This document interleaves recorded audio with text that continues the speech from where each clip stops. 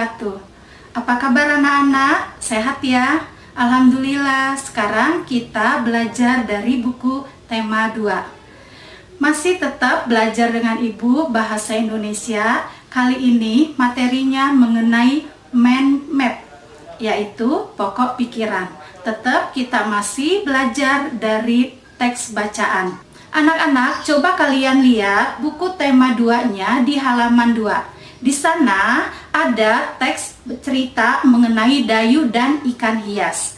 Kalian bisa baca teks tersebut berulang-ulang. Karena dari teks tersebut nanti kita akan membuat peta pemikirannya. Silakan dibaca ya. Sudah dibaca bukan? Sekarang anak-anak kita lihat lagi ya. Dayu dan ikan hias. Dayu dan ikan hias. Dalam teks tersebut, di sini Dayu memelihara banyak ikan hias berjenis ikan mas koki. Siapa yang memelihara ikan hias? Benar. Lalu apa ikan hias yang dipelihara Dayu?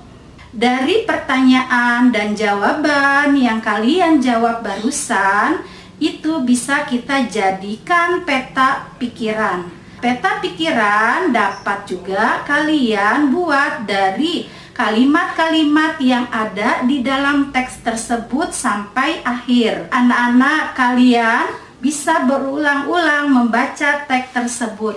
Kalian bisa menemukan dari teks tersebut kalimat-kalimat pertanyaan dan jawabannya. Karena dalam peta pikiran kalian dapat menyampaikan informasi terkait dengan pertanyaan apa, siapa, di mana, kapan, mengapa, dan bagaimana. Anak-anak, yuk kita mencoba membuat peta pikiran dari teks Dayu dan ikan hias.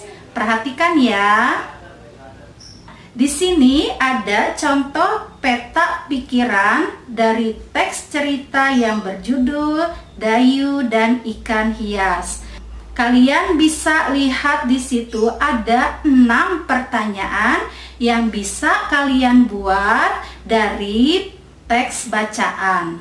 Nah, yang pertama, siapa yang memelihara ikan hias? Yang kedua, apa nama jenis ikan hias yang dipiara?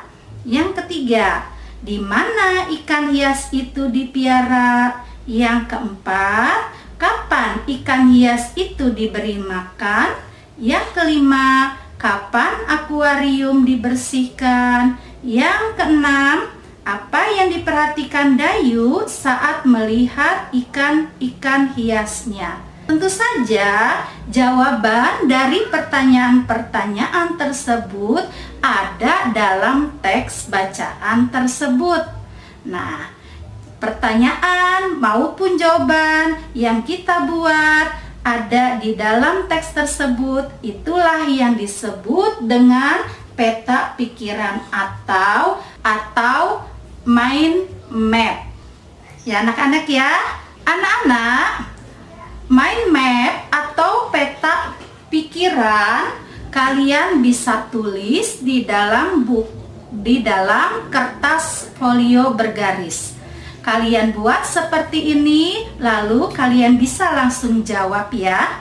Anak-anak, untuk memahami kembali, kalian bisa membaca bacaan di halaman 23. Dan kalian bisa juga membuat langsung mind map di halaman 24. Ingat anak-anak, kalian kerjakan di buku lembar folio. Ingat ya, pakai bahasa yang baik, tulisan yang rapi, penggunaan huruf besar maupun huruf kecilnya. Ya anak-anak ya, sampai di sini pembelajaran kita. Selamat belajar dari rumah, jaga kesehatan, tetap semangat. Wassalamualaikum warahmatullahi wabarakatuh.